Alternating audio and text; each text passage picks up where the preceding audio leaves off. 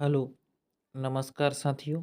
एक बार फिर आप लोगों का स्वागत है मेरे इस यूट्यूब चैनल में। आज के इस वीडियो में देखेंगे हम लोग हिस्ट्री से कुछ महत्वपूर्ण प्रश्नों को जो आपके आने वाले एग्ज़ाम में सीधे तौर पर पूछे जाएंगे। तो आज का पहला प्रश्न है, सिंधु घाटी सभ्यता की खोज किसने की थी? तो इसका सही उत्तर होगा दयाराम साहनी ने सिंधु घाटी सभ्यता की खोज वर्ष 1921 में किया था।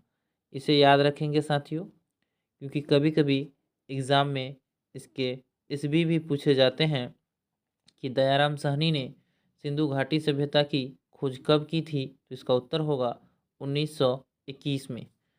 अगला प्रश्न है प्रश्न नंबर 2। प्रश्न नंबर 2 कह रहा है, कुतुब मीनार का निर्माण किसने पूरा कराया? कुतुबुद्दीन ऐबक, इल्तुतमिश, बलबन या अलाउद्दीन खिलजी? तो इसका सही उत्तर होगा साथियों कि कुतुब मीनार का निर्माण को इल्तुतमिश ने पूरा कराया। ऑप्शन नंबर बी इसका सही उत्तर होगा। यदि आपसे पूछे साथियों कि कुतुब मीनार की नींव किसने रखा था, तो उसका आंसर होगा कुतुबुद्दीन ऐबक। कुतुबुद्दीन ऐबक ने कुतुब मीनार का निर्माण कार्य शुरू करवाया था और उसे पूरा इल्तुतमिश ने करवाया। अगला प्रश्न है प्रश्न नंबर 3। प्रश्न नंबर 3 कह रहा है, पानीपत का दूसरा युद्ध किसके बीच हुआ? बाबर और लोदी के बीच, अकबर और हेमू के बीच, हुमायूं और शेरशाह के बीच या अकबर और राणा प्रताप के बीच? इसका सही उत्तर होगा कि पानीपत का दूसरा युद्ध 1556 में हुआ था और यह अकबर और हेमू के बीच हुआ था। ऑप्शन नंबर बी इसका सही उत्तर है। 1556 में पानीपत का दूसरा युद्ध हुआ था।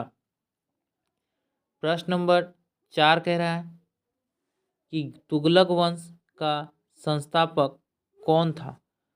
तो इसका सही उत्तर होगा गयासुद्दीन तुगलक तुगलक वंश के संस्थापक थे। ऑप्शन नंबर ए इस प्रश्न का सही उत्तर है साथियों। और तुगलक वंश जो है वह दिल्ली सल्तनत का एक वंश था। अगला प्रश्न है प्रश्न नंबर 5। प्रश्न नंबर 5 कह रहा है, मुगल काल में मनसबदारी प्रणाली किसने शुरू की? बाबर ने, हुमायूं ने, अकबर ने या जहांगीर ने? तो इसका सही उत्तर होगा कि मुगल काल में मनसबदारी प्रणाली की शुरुआत अकबर के द्वारा किया गया था। साथियों, अकबर का जन्म 1542 ईस्वी में हुआ था और अकबर का शासनकाल जो है वह 1556 से लेकर 1605 तक रहा। इसे भी याद रखेंगे। हमारा अगला प्रश्न है प्रश्न नंबर 6। प्रश्न नंबर 6 कह रहा है, बंगाल विभाजन किस वायसराय के समय हुआ? करजन, मिंटो, डफरिन या वेवेल? तो साथियों, बंगाल विभाजन वर्ष 1905 में हुआ था और यह करजन के समय में हुआ था। डफरिन के समय में 1885 में साथियों भारतीय राष्ट्रीय कांग्रेस की स्थापना हुआ था। इसे भी याद रखेंगे। बंगाल विभाजन को वर्ष 1911 में रद्द किया गया था। प्रश्न नंबर 7 कह रहा है, भारतीय राष्ट्रीय कांग्रेस की स्थापना किसने की? तो इसका सही उत्तर होगा ए.ओ. ह्यूम के द्वारा भारतीय राष्ट्रीय कांग्रेस की स्थापना वर्ष 1885 में बम्बई में किया गया था और इसके प्रथम अध्यक्ष थे वोमेश चंद्र बनर्जी। इसे भी ध्यान रखेंगे साथियों। उस समय वायसराय डफरिन थे, ये भी ध्यान रखेंगे। चलते हैं प्रश्न नंबर 8 की ओर। प्रश्न नंबर 8 कह रहा है, 1857 के विद्रोह में कानपुर का नेतृत्व किसने किया? तो इसका सही उत्तर होगा साथियों, नाना साहेब ने 1857 की क्रांति में कानपुर का नेतृत्व किया था और दिल्ली का नेतृत्व बहादुर शाह जफर ने किया था। रानी लक्ष्मीबाई ने साथियों झांसी का नेतृत्व किया था और बेगम हजरत महल लखनऊ का नेतृत्व किया था, इसे भी ध्यान रखेंगे। और बिहार का नेतृत्व 1857 के विद्रोह में वीर कुंवर सिंह ने किया था। इन सभी प्रश्नों को आप लोग जरूर याद रखेंगे साथियों। 1857 की क्रांति मेरठ से शुरू हुई थी।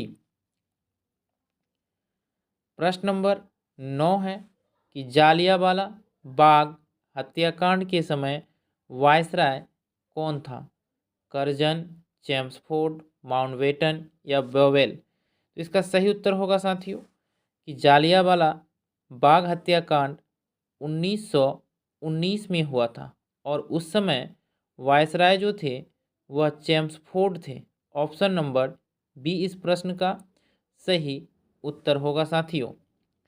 प्रश्न नंबर 10 कह रहा है कि करो या मरो का नारा किस आंदोलन में दिया गया? तो इसका सही उत्तर होगा भारत छोड़ो आंदोलन 1942 में। करो या मरो का नारा महात्मा गांधी के द्वारा दिया गया था, इसे भी ध्यान में रखेंगे कि भारत छोड़ो आंदोलन के समय 1942 में करो या मरो का नारा महात्मा गांधी के द्वारा दिया गया था।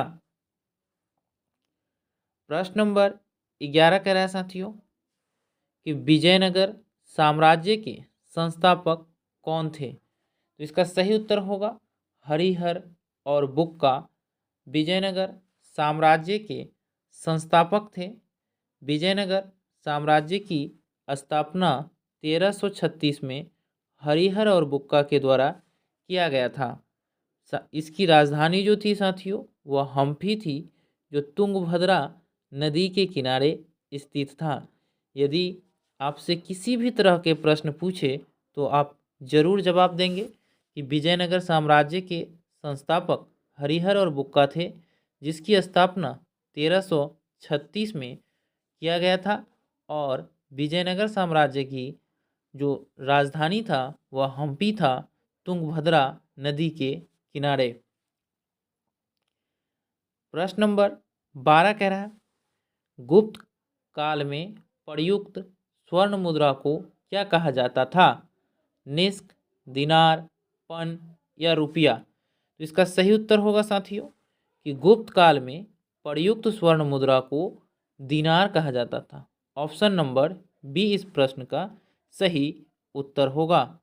प्रश्न नंबर 13 है साथियों, यहाँ आपसे पूछ रहा है प्रेस पर प्रतिबंध लगाने वाला अधिनियम कौन सा था? Rowlatt act, vernacular press act, charter act या रेगुलेटिंग एक्ट? तो प्रेस पर प्रतिबंध लगाने वाला अधिनियम था साथियों वर्नाक्यूलर प्रेस एक्ट। और वर्नाक्यूलर प्रेस एक्ट को 1878 में लाया गया साथियों लॉर्ड लीटन के द्वारा। उस समय वायसराय लीटन थे, उन्होंने 1878 में प्रेस पर प्रतिबंध लगाने वाला अधिनियम वर्नाक्यूलर प्रेस एक्ट लाया और इसे समाप्त किया साथियों 1881 में लॉर्ड रिपन प्रेस पर प्रतिबंध को समाप्त किया। चलते हैं प्रश्न नंबर 14 की ओर।